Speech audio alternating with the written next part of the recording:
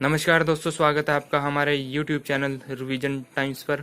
आज हम आपके सामने रीजनिंग की एक वीडियो लेके आए हैं। इसमें कुछ आपको नए क्वेश्चन और जो कुछ पुराने क्वेश्चन जो पेपर में आ चुके हैं वो हम डिस्कस करेंगे।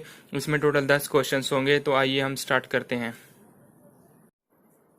दोस्तों, हमारा पहला क्वेश्चन है, यदि हम टेस्ट को 64 लिखते हैं तो एग्जाम को क्या लिखेंगे। इस प्रकार के क्वेश्चन को सोल्व करने के लिए हमें इस प्रकार का डायग्राम बना लेना है। सभी अल्फ़ाबेट को हमने 1 से लेके 6, 7 से फिर 12, 13 से फिर 18 और 19 से 26 और जो लास्ट में जो 2 बचते हैं 26 और 25 और 26, उसको इस प्रकार से लिख लेना है। ये काफ़ी हेल्पफुल साबित होगा आपको इस तरह के क्वेश्चन सॉल्व करने के लिए। तो सबसे पहले जो क्वेश्चन है आपका टेक्स्ट, हम टेस्ट को ऐसे लिख लेते हैं। हमने देखना है कि जो टी है टेस्ट में वो कितने नंबर पर है, वो 20वें नंबर पे है, तो हमने यहाँ पे 20 लिख देना है। और फिर जो ई है वो कितने नंबर पे है, वो 5 नंबर पे है, तो आपने यहाँ पे 5 लिख देना है। उसके बाद जो एस है, एस आपका 19 नंबर पे है, तो 19 लिख देना है।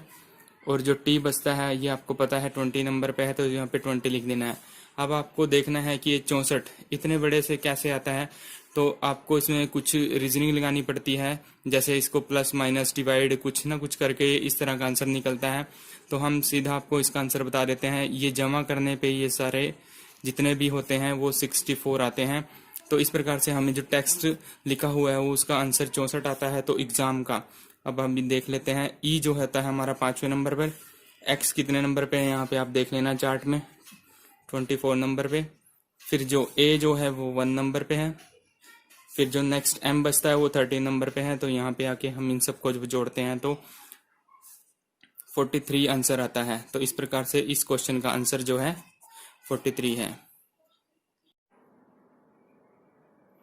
दोस्तों, हमारा दूसरा क्वेश्चन है वो इसी तरह का है। जैसे राम को हम 32 लिखते हैं और तो आपको बताना है तो श्याम को क्या लिखेंगे। ऐसे ही हमने राम को जो देखना है आर जो कितने नंबर पे आता है वो आपने यहाँ चार्ट से देखना है, 18 नंबर पे। इसी प्रकार से जो ए होता है वो आपको पता है ए नंबर पे आता है, और जो एम है वो 13 नंबर पे आता है।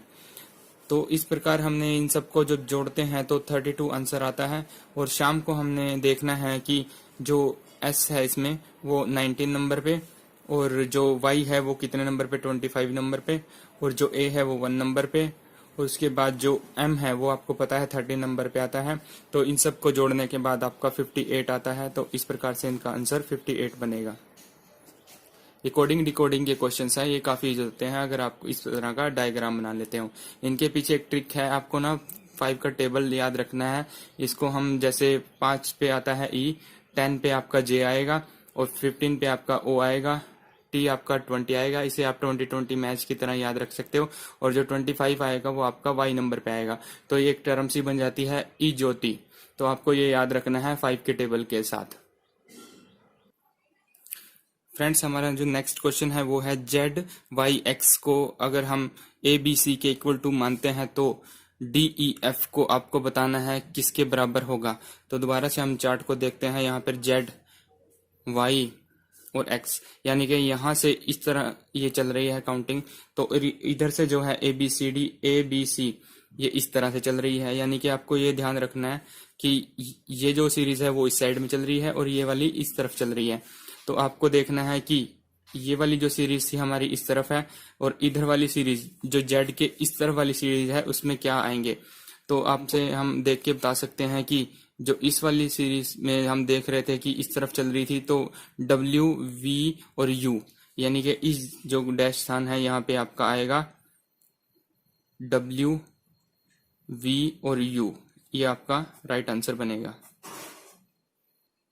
दोस्तों, इसी क्वेश्चन को हम दूसरे मेथड से भी कर सकते हैं। जैसे जेड यहाँ पे आप देख पा रहे हो 26 नंबर पे है, वाई जो है 25 नंबर पे है, और जो एक्स है वो 24 नंबर पे है। यानी कि ये तो बैक सीरीज चल रही है, और जो इधर से है वो राइट सीरीज चल रही है। यहाँ पे ए जो है 1 नंबर पे, बी 2 पे, सी 3 पे। ऐसे ही यहाँ पे जो आप देख लेना ये सीरीज आगे बढ़ रही है। यहाँ पे 4 है, 5 नंबर पे ई है, और 6 पे एफ है आपका। तो यहाँ से आप देख लेना कि अब इससे पीछे क्या आएगा। तो यहाँ पे आपका आएगा डब्ल्यू, जो ये मैंने लिखा हुआ है डब्ल्यू, और वी और यू। ये आपका 23 नंबर पे है, ये 22 नंबर पे, और ये आपका 21 नंबर पे। तो हमने यहाँ पे देखा कि ये 23, यहाँ 22 और ये 21, ये सीरीज इस तरफ जा रही थी और ये वाली सीरीज इस तरफ, तो इसे इस प्रकार से आंसर हम देख सकते हैं। दोस्तों हमारा नेक्स्ट क्वेश्चन है BDF किसके बराबर है, आपको बताना है। यदि HJL इक्वल टू है हमारा GIK, तो आपको इस प्रकार से हमने यहाँ पे जो चार्ट बनाया हुआ है यहाँ से देख के देखना है। जैसा B है हमारा है 2 नंबर पे, जो हमारा D है वो 4 नंबर पे और ये 6 नंबर पे। तो आपको इस जगह पे क्या आएगा वो बताना है। तो सबसे पहले इस तरह के क्वेश्चन में आपको जो भी सॉल्व हो रहा है वो देख लेना है। H आपको यहाँ पे देखना है कितने नंबर पे है, 8 नंबर पे। J हमारा जो ये डायग्राम मैंने आपको बताया था यहाँ से आपको याद होगा, तो हम देख के एकदम से बता सकते हैं कि ये 10 नंबर पे है। L जो हमारा 12 नंबर पे है, किसके बराबर है ये, G यहाँ पे आप देख लेना, G कितने नंबर पे है, 7 नंबर पे। और जो I है हमारा वो 9 नंबर पे है। और K जो हमारा आता है वो आता है 11 नंबर पे। इससे आप आइडिया लगा सकते हो कि यहाँ पे 2 4 6 जो सीरीज आ रही है वो हमारे आगे वाले हैं, इसके इक्वल टू आपके ओड होंगे, ये हमारे इवन है। इसी प्रकार से ये जो हमारा आया था आंसर जो निकला हुआ था वो हमारा इवन है और ये ओड है, यानी कि यहाँ पे भी हमारा क्वेश्चन मार्क की जगह पे कोई ओड नंबर ही आएंगे। वो आपको कैसे देखने हैं, वो आपको जैसे यहाँ पे एक घट रहा है तो ये भी इधर घट रहा है और ये भी इधर घट रहा है, ऐसे ही आपको यहाँ पे घटा देने हैं। B से 1 कम किया तो आपका A आ जाता है, ऐसे ही हमारा D से 1 कम किया तो C आ जाता है। और ऐसे ही हम जब 6 में से 1 निकालते हैं तो 5 आएगा, तो यानी कि 5 कितने नंबर पे है, तो E नंबर पे। ये हमारा राइट आंसर बनेगा।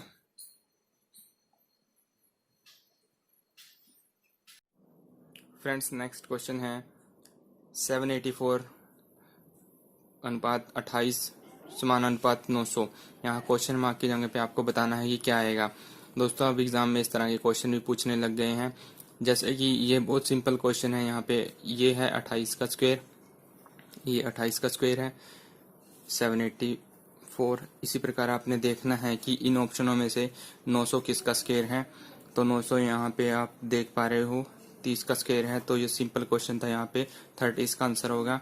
नेक्स्ट क्वेश्चन है यदि 12 प्लस t इक्वल टू 32 है तो 26 प्लस डैश इक्वल टू 44 कैसे आएगा। तो आपने इस क्वेश्चन को निकालने के लिए जो हमने चार्ट बनाया था वहाँ पे जाना पड़ेगा। ये हम चार्ट आपको दिखा रहे हैं। जैसे यहाँ पे दिखाया गया है 12 प्लस टी, यहाँ पे 12 और जो t है हमने देखना है यहाँ पे कितने नंबर पे है, 20 नंबर पे। यदि हम t जो 20 नंबर पे है उसमें जो प्लस कर देंगे तो 32 आ जाएगा। इसी प्रकार से हमने जो 26 है ये 44 में से अगर माइनस कर देते हैं तो ये हमारा 8 और 18 नंबर पे आएगा। जो भी इस चार्ट में 18 नंबर पे होगा वो हमारा आंसर हो गया, यानी कि 18 जो है हमारा r है वो 18 नंबर पे है, इसका आंसर r बनेगा। दोस्तों अगर आपको वीडियो पसंद आ रही है तो वीडियो को लाइक शेयर एंड चैनल को सब्सक्राइब करना मत भूलिएगा। नेक्स्ट क्वेश्चन है 7, CEG इक्वल टू 15 है, तो आपको बताना है कि E plus dash plus J यहाँ पे कौन सा अल्फ़ाबेट रखें जिससे 21 प्राप्त हो। तो ये हम यहाँ चार्ट से देख लेते हैं कि जो C है वो हमारा 3 नंबर पे है, यहाँ पे आप देख सकते हो। नेक्स्ट जो E है हमारा वो हमारा 5 नंबर पे है। जो G है हमारा वो 7 नंबर पे है। तो इस प्रकार से इन सब का जब हम टोटल करते हैं तो 15 मिलता है। ऐसे ही जब हम E प्लस J इनको जोड़ देते हैं कितना आता है, 5 E पे है और जो J है हमारा 10 पे है, तो यहाँ पे 15 मिलेगा।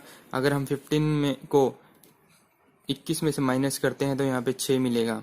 जहाँ पे भी हमारा इस चार्ट में 6 मिलेगा वो आपका सही आंसर होगा। जैसे कि 6 आपको F में मिला तो F आपका यहाँ पे राइट आंसर है। दोस्तों 8वां क्वेश्चन है 12 25 20 25 56 25 72 26। इनमें से आपको जो भी गलत संख्या है वो बतानी है। तो आप आइडिया लगा सकते हो कि यहाँ पे 12 25 सभी जो टर्म्स हैं उनके पीछे 25 25 आ रहा है, यहाँ पे 26 आ रहा है। इससे आप आइडिया लगा सकते हो कि ये रॉन्ग हो सकती है, लेकिन कई बार हमें ये सही भी मिल जाता है, इसलिए हमें सभी टर्मों को चेक करने पड़ता है। तो जैसे ही मेरे को यहाँ 25 मिला तो इसका स्क्वायर मैं 5 लगता है मेरे को कि ये स्क्वायर ही होगा, कुछ ना कुछ लास्ट में 25 आ रहा है। तो जो हमें ये पता करना है कि ये इनमें से कौन सा गलत है, जैसे 12 25 मेरे पास सबसे पहली टर्म है, यहाँ से हमने 5 ले लिया। जो 12 है वो यहाँ पे कौन सा डिजिट आया कि जिससे 12 25 का स्केयर आ जाए, उसका पता लगाने के लिए मेरे पास 12 के फैक्टर जो हैं 4 और 3, 6 और 2, ये 12 के फैक्टर बन गए। जो हमें यूज करके हमें 12 लाना है, लेकिन ध्यान रहे कि इसमें डिफरेंस जो होना चाहिए वो 1 का होना चाहिए। यानी कि जो हम 4 में से 3 माइनस करते हैं तो 1 आता है, अगर हम 6 में से 2 माइनस करते हैं तो यहाँ पे 4 आएगा। ये जो है ये हमें यूज नहीं करना है। स्केयर निकालते टाइम हमें डिफरेंस का ध्यान रखना है, जो भी गुना करके फैक्टर आए हैं उसका डिफरेंस 1 होना चाहिए। इसी प्रकार से अगर हम 20 25 का स्केयर निकालते हैं तो हमें पता है कि 25 से 5 आ जाएगा, और जो ये 20 है 20 के 2 फैक्टर बनेंगे, 4 इंटू 5 ये 20 होएगा, और यहाँ पे हम दूसरा जो इसका 10 इंटू 2 ये 20 होता है। जो छोटे वाले फैक्टर बने हैं हमें वही यूज करके 20 लेके आना है, और ध्यान रहे कि इसका डिफरेंस 1 होना चाहिए। 5 में से 4 घटाते हैं तो 1 आएगा, इसलिए इसका जो हमें छोटे वाला डिजिट है वो यूज करके यहाँ रख देना है। तो 45 का स्केयर जो बना है वो 20 25 है।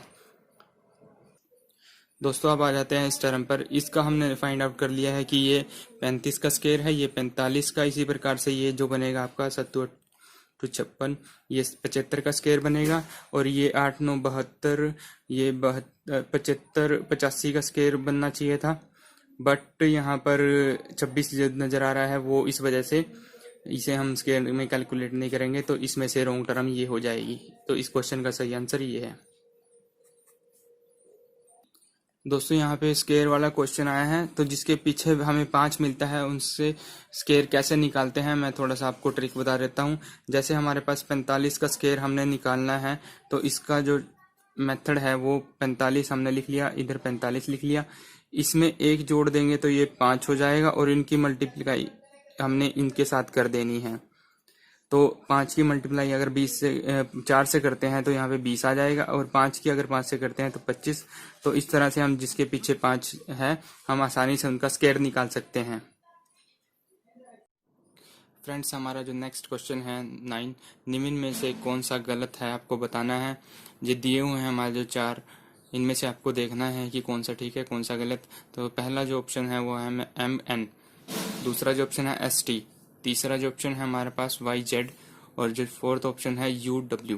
इनमें से हमने देखना है कि कौन सा गलत है। तो M जो हमने सबसे पहले चेक करना है वो कितने नंबर पे है, वो आप 13 पे पाओगे, और जो नेक्स्ट है वो 14 पे पाओगे। MN इकट्ठा ही होता है।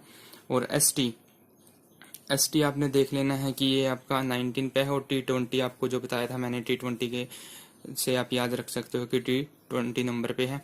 ऐसे ही YZ है जो हमारा वो 25 और 26 नंबर पे है। इस तरह से हम देख पा रहे हैं, ये तो काफ़ी इजी क्वेश्चन था इसलिए मेरे को पता था कि कितने नंबर पे है। तो YZ जो 25 26 पे है। इसी प्रकार से हम जो लास्ट ऑप्शन है, यानी कि नेक्स्ट एक से बढ़ के एक आगे आगे बढ़ता जा रहा है, 13 14 19 20 25 और 26, इसको चेक कर लेते हैं ये कितने नंबर पे आएगा। ये अपना जो U है वो 21 नंबर पे है, और जो W है हमारा वो 23 नंबर पे है, यानी कि इनमें 1 का गैप है। तो इस प्रकार से इसका आंसर जो बनेगा वो D बनेगा। नेक्स्ट क्वेश्चन भी सेम है दोस्तों, इसमें जो EG दिया हुआ है, दूसरे नंबर पे दिया हुआ है FL, तीसरे पे ऑप्शन में है हमारे पास GN, और चौथे ऑप्शन में है HQ।